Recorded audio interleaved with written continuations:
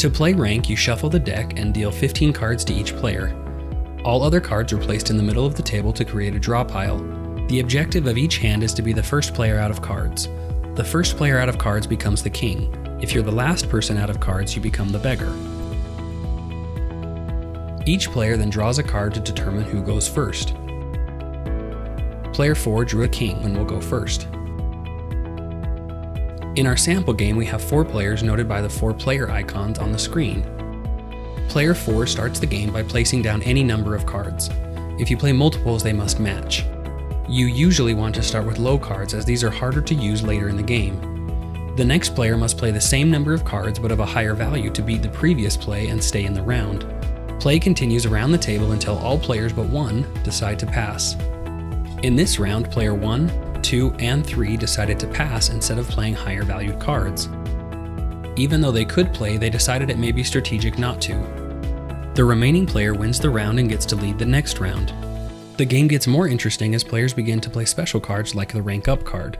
This card allows a player to increase the value of their card or cards by 1, so in this case the 3 becomes a 4 and can still be played. Only one Rank Up card is needed for any number of cards. The game then continues as usual.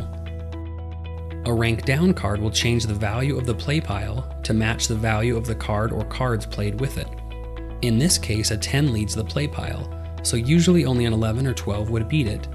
But a Rank Down card allows a player to lower the value of the middle pile to another value, in this case a 4. Since player 3 has already passed this round, they cannot play again until a new round is started, even if they would now be able to play. A Wild card can match any numbered card when played at the same time. If it is played alone, it becomes one number higher than the previous card. A Crown card immediately wins the round, and that player gets to start the next round. There are Crown cards that make you draw 2 cards like this one, as well as Crown cards that don't make you draw. Play then continues as normal.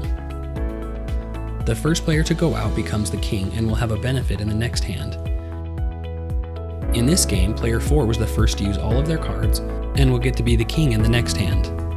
In the next hand, the king can decide to either play first or steal the highest numbered card from the beggar.